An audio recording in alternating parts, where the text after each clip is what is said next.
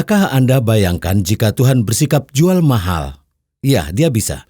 Pernahkah Anda jual mahal kepada orang lain? Ya, Tuhan bisa lakukan itu. Saya ingin membacakan kepada Anda satu ayat dari Mazmur 50 ayat 12. Jika aku lapar, tidak usah kukatakan kepadamu. Saya menulis sebuah buku berjudul Di Luar Zona Nyaman. Saya mungkin menyebutnya, Tuhan Anda terlalu baik. Meminjam istilah J.B. Phillips dalam buku klasiknya, Tuhan Anda terlalu kecil. Bagi saya, tampaknya gereja modern telah menyimpang jauh dari wahyu Alkitab tentang Tuhan yang benar, sehingga gambaran antara Tuhan yang populer di generasi ini sangat jauh berbeda. Saya pikir kita seperti ada di situasi Roma 1, di mana Paulus berkata, mereka berbuat seolah-olah mereka penuh hikmat, tetapi mereka telah menjadi bodoh. Mereka menggantikan kemuliaan Allah yang tidak fana dengan gambaran yang mirip dengan manusia yang fana.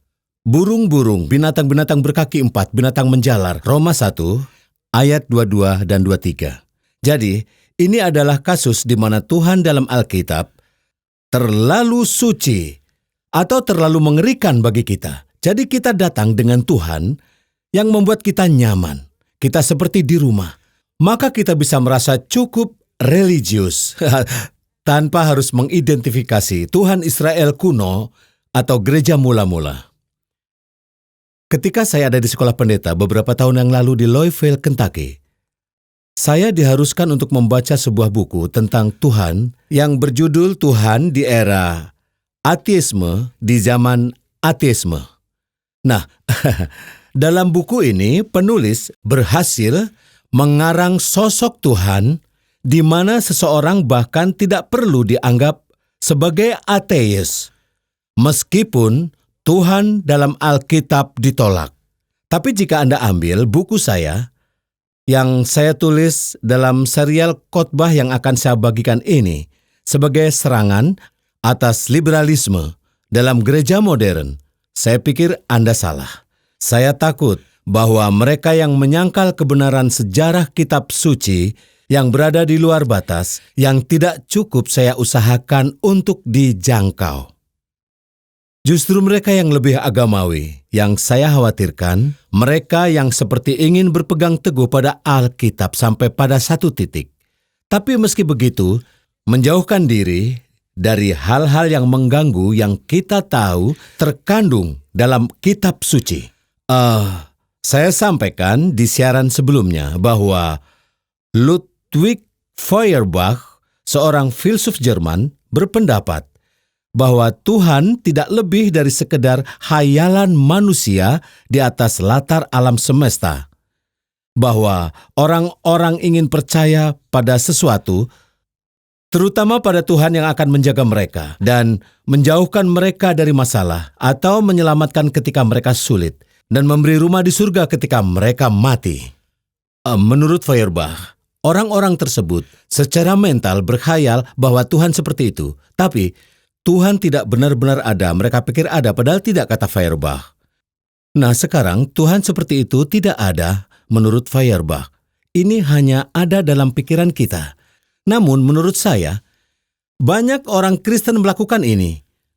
Mereka tahu betul ada hal-hal di dalam Alkitab yang tidak ingin mereka percayai, tetapi mereka tidak siap untuk membuang semua yang ada di Alkitab, sehingga mereka menyukai Tuhan yang sesuai dengan kenyamanan mereka sendiri. Ya, Tuhan seperti ini, senang dengan orang Kristen yang menolak Alkitab dan menyangkal teologi liberal. Namun di saat yang sama setuju dengan kegelisahan mereka terhadap wahyu ilahi yang dinyatakan dalam Perjanjian Lama dan Perjanjian Baru. Faktanya, beberapa orang ini akan melangkah lebih jauh dengan mengklaim mereka percaya seluruh isi Alkitab dari Kitab Kejadian sampai Peta. Nah, sambil memastikan bahwa mereka nyaman dengan agama versi mereka. Orang-orang ini bahkan sudah dibaptis dalam beberapa kasus dan dipastikan diakui oleh pemimpin gereja mereka.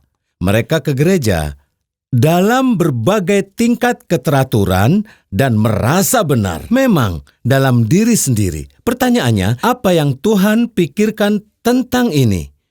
Apakah dia begitu diabaikan oleh orang-orang sehingga dia senang memiliki siapa saja, dimanapun, apapun tingkat keyakinan mereka untuk memberi perhatian padanya? Apakah dia berusaha keras dan sangat haus pengakuan sehingga dia akan memberi kelonggaran kepada setiap orang yang berusaha untuk mengakuinya?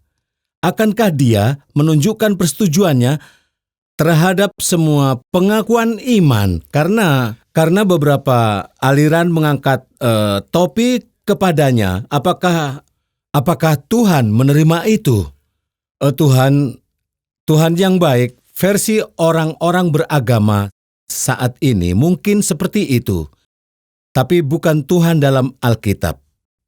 Kecuali dia memilih sementara waktu untuk menahan perasaan sebenarnya dan niatnya, dan inilah yang ingin saya bicarakan hari ini. Salah satu alasan saya tinggalkan judul Tuhanmu terlalu baik, karena saya tidak ingin pembaca atau siapapun yang menonton saya merasa bersalah, atau supaya Anda berpikir bahwa saya pikir saya berhak untuk menghakimi Anda. Saya akan membagikan pengalaman saya selama 60 tahun berkhotbah. Sebagian besar adalah ketika saya menjadi seorang pendeta. Jadi, jika Tuhan terlalu baik, apakah artinya? Mungkin itu berarti bahwa Tuhan sebatas di pikiran Anda saja. Saya melihatnya begitu. Jika mengacu pada Feuerbach. Atau mungkin selama ini Anda menyembah Tuhan yang bisa membuat Anda nyaman. Tapi itu bukanlah Tuhan yang tertulis di Alkitab. Mungkin itu bisa berarti, atau jika boleh bertanya apakah itu berarti, bahwa Tuhan yang benar memutuskan untuk baik kepada Anda saat ini dan membiarkan berada di zona nyaman tanpa gangguan sedikit pun. Anda mungkin akan berkata, itu sama sekali bukan hal baik. Tapi pada akhirnya Tuhan menunjukkan bahwa Dia sebenarnya tidak senang dengan saya. Iya, bagaimana jika Tuhan coba lakukan itu, tapi Anda tidak mendengarkannya? Akhirnya, Tuhan biarkan seolah tidak ada apa-apa. Bagaimana jika Tuhan memutuskan untuk baik kepada Anda, dengan membiarkan Anda terlena di zona nyaman Anda, dan mencari orang lain yang mau mendengarkannya? Teman saya berkata bahwa Tuhan pernah berbicara kepadanya bahwa jika kamu tidak lakukan yang aku suruh, aku akan cari orang yang mau. Ya, Yesus berkata pada gereja di Efesus, aku akan datang kepadamu dan aku akan mengambil kaki dianmu dari tempatnya jikalau engkau tidak bertobat. Wahyu 2 ayat 5. Itulah yang terjadi ketika gereja tersesat atau melunak. Atau jika Tuhan membangkitkan gerakan untuk melanjutkan apa yang harusnya dijalankan oleh mandat gereja itu sendiri. Arthur Blessitt adalah sahabat baik saya, dia yang membawa salib ke seluruh dunia. Dan dia berkata, sebagai seorang mahasiswa di universitas, dia pernah berdoa di kamar asrama, Tuhan, berikan aku pekerjaan yang orang lain tidak mau. Itulah doanya. Lalu seseorang bertanya kepada Arthur Blessitt, begini pertanyaannya, Arthur, kenapa Tuhan berbicara kepadamu tapi tidak kepada saya? Arthur menjawab wanita baik ini dengan pertanyaan, pernahkah Anda pernah merasakan dorongan untuk berbicara tentang Yesus pada orang yang tidak Anda kenal? Dan dia berkata, sebenarnya pernah. Arthur lalu berkata kepadanya, mulai taatilah suara itu, maka nanti suara itu akan semakin jelas.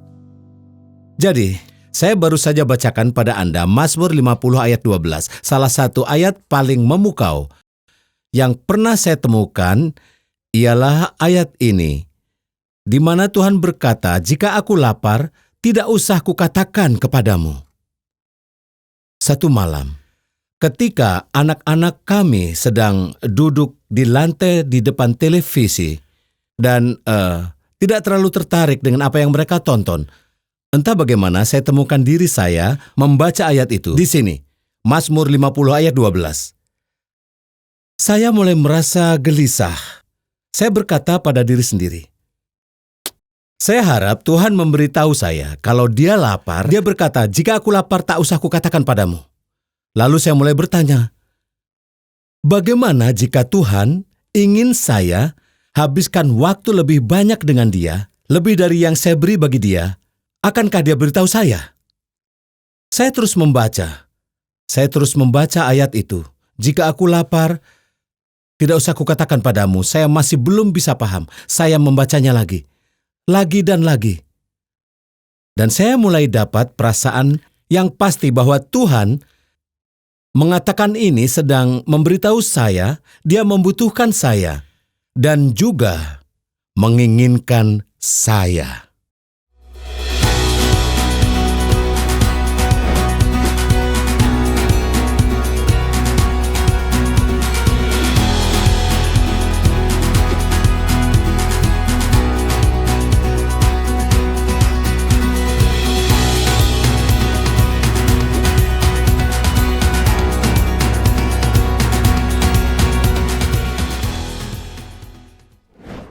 Jadi, konteks dari ayat Mazmur 50 ayat 12 adalah, meskipun dunia ini miliknya, meskipun dia memiliki ternak di ribuan bukit, percayakah Anda, saya bisa lihat, Tuhan lapar akan saya.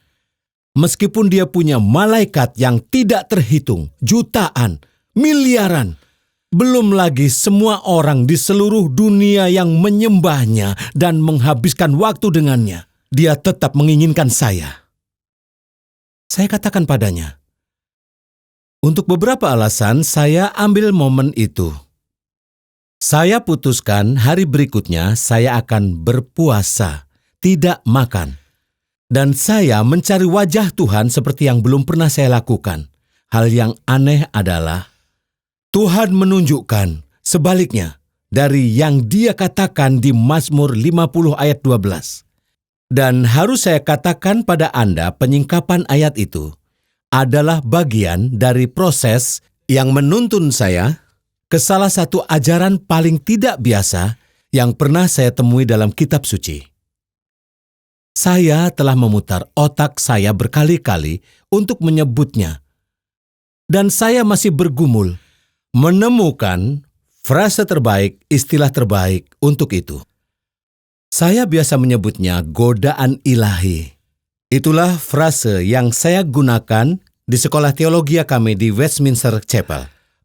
Frase godaan ilahi lebih kurang menggambarkan itu. Itu menggambarkan bahwa Tuhan seperti suka bermain, tetapi sangat serius dan seperti jebakan untuk membiarkan kita mencari tahu apa isi hati kita. Itulah saat Tuhan berkata atau melakukan hal sebaliknya. Jika Anda tidak mengambil ini, maka dia melakukan kebalikannya dari apa yang dia ingin. Untuk kita pahami, sejak itu saya putuskan bahwa saya perlu perhatikan ini. Dan saya berpikir bahwa hal memukau dan kebenaran akan lebih mudah dimengerti dengan istilah Tuhan bersikap jual mahal. Karena itulah yang dia lakukan. Anda bisa berkata itu tidak adil. Bisa jadi. Saya bergumul dengan perkataan Yeremia di Yeremia 20 ayat 7. Engkau telah membujuk aku, ya Tuhan, dan aku telah membiarkan diriku dibujuk. Pernahkah Anda membaca ayat itu? Saya tidak mengatakan tahu semua artinya. Tetapi tema yang saya bicarakan hari ini adalah hanyalah puncak gunung es dari sebuah ajaran yang menurut saya sangat luar biasa, jadi bersabarlah. Mungkin pengantar terbaik untuk kebenaran ini adalah ketika Yesus sedang berjalan dengan dua orang yang tidak dapat mengenali siapa dia. Ada yang di Lukas pasal 24, dua orang dalam perjalanan ke Emmaus pada hari yang sama. Yesus dibangkitkan dari kematian. Jadi, mereka datang ke desa ini, dan ketika tiba waktunya berpisah, dan Yesus berjalan di samping dan bersama mereka dan berkata, dikatakan Yesus bertindak seolah-olah dia akan berjalan lebih jauh. Itu sama sekali bukan niatnya. Tetapi dia bermaksud untuk tinggal bersama mereka lebih lama lagi. Tetapi dia dengan cara tertentu menunjukkan bahwa dia akan melanjutkan perjalanannya. Tapi dia tidak memberitahu mereka itu. Tapi dia tidak memberitahu mereka. Mundur, biarkan aku terus berbicara. Saya membuat kesalahan, saya minta maaf. Yesus sepenuhnya ingin untuk tinggal bersama dengan mereka lebih lama lagi. Dia punya banyak cerita, tapi dia tidak memberitahu mereka. Dan dia bertindak seolah-olah dia akan berjalan lebih jauh. Jadi apa yang terjadi di sini adalah dia memainkan peran dengan sangat baik, sehingga mereka jelas akan marah jika dia meninggalkan mereka. Kebenarannya adalah Yesus ingin mereka melakukan yang seharusnya mereka lakukan, untuk memohon padanya, untuk tinggal bersama mereka. Mereka tidak tahu bahwa mereka sedang membujuknya untuk melakukan dengan tepat apa yang dia lakukan. Mereka mendesak dia dengan kuat, "Tinggallah bersama kami karena hari hampir malam." Jadi Yesus masuk untuk tinggal bersama dengan mereka. Apa yang dia lakukan adalah bersikap jual mahal. Ketika Tuhan bersikap jual mahal, seringkali itu berarti kebalikan dari yang Tuhan katakan.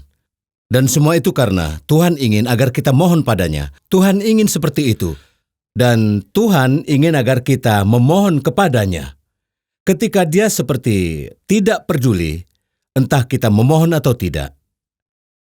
Ya, aspek ini, cara Tuhan yang tidak biasa untuk berurusan dengan kita. Ini sering terjadi ketika keadaan kita menyarankan tidak apa-apa saat ini dan tidak memprioritaskan. Sama sekali tidak diprioritaskan, tetapi untuk hal lain dulu untuk hari ini. Jika saya terlalu sibuk dan Tuhan pasti tahu itu, tentu Dia tidak akan berharap saya menghabiskan waktu di dalam doa dan membaca Alkitab. Atau katakanlah saya berhutang, tagihan saya banyak. Tentu Tuhan tidak berharap saya memberikan perpuluhan kepadanya. Sama sekali Tuhan tidak berharap. Anda lihat, inilah cara saya berpikir. Soalnya jika ada orang penting yang mau bertemu dengan saya, pasti saya mau mendahulukan mereka daripada membuang waktu dengan orang biasa. Jika saya tidak tidur nyenyak semalam, dia mengerti ini. Dia tidak akan berharap agar saya punya saat teduh seperti biasanya. Coba sekarang, dengarkan kata-kata ini dari jurnal Martin Luther. Ini yang dia katakan, kutip, "Hari ini saya sangat sibuk. Saya harus menghabiskan bukan 2 jam, tetapi 3 jam berdoa." Saran yang mungkin diterima kebanyakan kita, mengingat situasinya, kita tak perlu menghabiskan banyak waktu untuk berdoa. Tetapi bagi Luther itu harus lebih banyak berdoa. Untuk menerima bantuan ilahi menyelesaikan banyak hal. Tahukah Anda, para penggerak dan pelopor dan orang-orang kudus besar dalam sebuah gereja menyadari ketika Tuhan bersikap jual mahal, meskipun mereka tidak menyebutnya demikian. Anda tahu mengapa Tuhan melakukan itu? Untuk melihat isi hati kita, itu sebabnya. Dia melakukannya untuk melihat isi hati kita. Ini bukan untuknya, dia tahu itu. Ini untuk kita. Ini membuat kita melihat kebenaran tentang kita. Kebenaran dari sisi Tuhan ini, jika boleh dikatakan seperti itu, memunculkan kebenaran akan apa yang kita inginkan. Ini memunculkan perasaan kita yang sebenarnya ke permukaan. Jadi ambil contoh 2 orang itu yang berjalan menuju sebuah desa. Dan mereka telah terpukau oleh ajaran Yesus atau mereka tidak tahu bahwa itu adalah Yesus. Saya beritahu Anda, ketika hati kita berkobar-kobar, itu sesuatu yang luar biasa. Itu adalah tanda yang luar biasa. Dan dia ingin kita mencari wajahnya. Hati yang berkobar-kobar itu bukan untuk mengolok kita, tetapi untuk mendorong kita mencari wajahnya. Kira-kira apa yang memotivasi kedua pria ini dan apa yang akan mereka lakukan? Anda mungkin berkata, ya jika Yesus bersikap jual mahal, Saya juga akan meminta dia tinggal seperti kedua orang itu. Bahwa mereka memiliki Yesus sendiri, menafsirkan kitab suci untuk mereka. Dan jika dia melakukan itu kepada saya juga akan senang. Saya akan memohon agar dia tetap tinggal bermalam. Ya, tetapi lihatlah, mereka tidak tahu bahwa itu adalah Yesus. Kebenaran dan penerapannya lah yang membakar hati mereka. Ini petunjuk kuat bagi kita bahwa kebenaran firman Tuhan memiliki efek seperti ini pada kita. Contoh, Charles Spurgeon sering berkata pada para pengkhotbah, ketika teks Alkitab menguasai Anda, kemungkinan besar Anda mendapatkan keseluruhannya. Dengan cara yang sama, itu karena Tuhan sendiri sedang bekerja, membawa kita lebih dekat kepada Dia daripada sebelumnya. Jadi ketika hati Anda terbakar dan Anda membaca firman, itulah syarat halus dari Tuhan kepada kita. Carilah wajahku. Baiklah. Maksud saya mengatakan ini adalah, pada malam itu, ketika saya terus membaca ayat itu, jika aku lapar, tidak usah kukatakan padamu. Saya dicengkram, tapi tidak tahu kenapa. Ternyata Tuhan sedang memberitahu saya. Dia mengatakan pada saya bahwa Dia merindukan pada saya untuk menghabiskan lebih banyak waktu dengannya. Itulah bentuk sikap Tuhan untuk jual mahal. Perhatikan, Tuhan bisa seperti itu kepada kita. Inilah salah satu alasan kenapa Tuhan menyembunyikan wajahnya dari kita. Seperti kepada Raja Hizkia dikatakan, Allah meninggalkan dia untuk mencobainya supaya diketahui segala isi hatinya. 2 Tawarikh pasal 32 ayat 31. Pada kesempatan lain, Yesus juga pernah melakukan hal ini. Saat di mana para murid mendayung perahu melawan angin dan melawan ombak di Danau Galilea. Pada waktu itu, Yesus pergi berdoa di atas gunung. Dia melihat pergumulan para murid-murid. Saya sering terpukau bagaimana Yesus tidak langsung menolong mereka, tapi hanya menonton. Yesus hanya melihat mereka. Bukankah lebih baik jika Yesus segera meninggalkan gunung dan pergi ke Danau Galilea untuk menolong mereka? Atau Yesus berdoa syafaatnya bagi mereka dan meminta pada Bapa untuk menghentikan badai? Tetapi Yesus hanya melihat mereka. Tahukah Anda, Yesus melakukan hal serupa pada kita semua? Yesus melihat pergumulan kita dan kekhawatiran kita, tapi tidak ikut campur. Mereka itu adalah murid-muridnya. Mereka berusaha melawan badai, tetapi Yesus tidak melakukan apa-apa untuk menolong mereka. Yesus menunggu sampai pukul 4 pagi. Pada pukul 4 pagi itu, sampai akhirnya dia muncul. Saat Yesus muncul, dia berjalan di atas air, seakan-akan ingin berjalan, melewati mereka dan dikatakan, dia katakan, dia hendak melewati mereka. Seolah-olah Yesus tidak ingin menunjukkan dirinya. Para murid juga dibuat tidak mengenal Yesus awalnya. Mereka kira itu hantu. Lalu Yesus turun tangan dan berkata, ini aku, tenanglah, jangan takut. Tuhan tidak pernah terlambat. Dia tidak pernah terlalu awal. Tuhan selalu tepat waktu.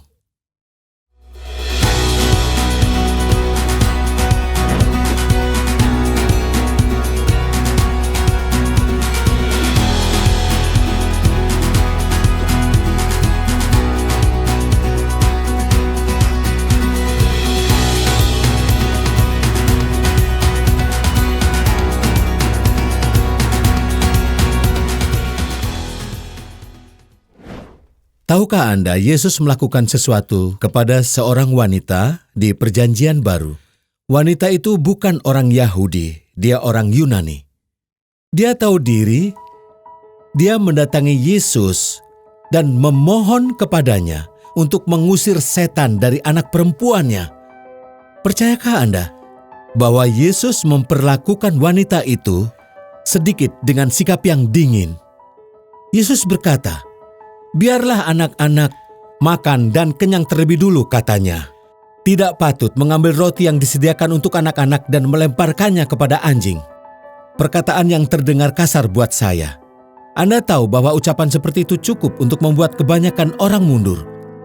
Jika Tuhan melakukan itu kepada kita semua, kita pasti akan membalikan badan dan secara sarkas berkata, "Terima kasih banyak. Maaf sudah merepotkan." Tetapi kita tak pernah tahu apa yang terjadi pada kita jika kita tidak gigih seperti wanita itu. Bukannya merasa tersinggung, meskipun ucapan seperti itu di zaman sekarang ini adalah seperti hinaan, malah dikatakan bahwa wanita itu memberikan alasan dan berkata kepada Yesus, "Benar Tuhan, tetapi anjing yang di bawah meja juga makan remah-remah yang dilemparkan anak-anak." Wanita berkata begitu karena dia tahu diri. Dia menyadari bahwa Yesus tidak berhutang apapun kepadanya. Coba tebak. Yesus menjawabnya, "Karena kata-katamu itu, pergilah sekarang." Setan itu langsung keluar dari anak perempuannya saat itu juga. Tertulis demikian di Alkitab dan memang itulah yang terjadi.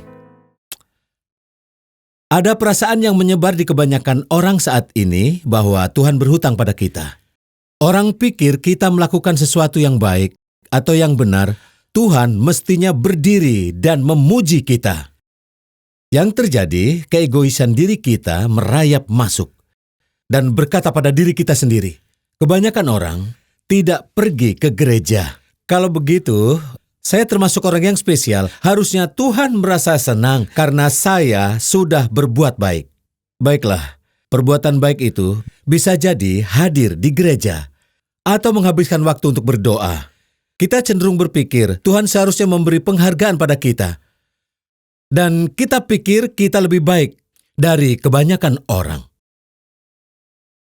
Istri saya, Louis, secara ajaib sembuh pada tahun 1995, ketika sepasang suami istri tumpang tangan dan berdoa di atasnya.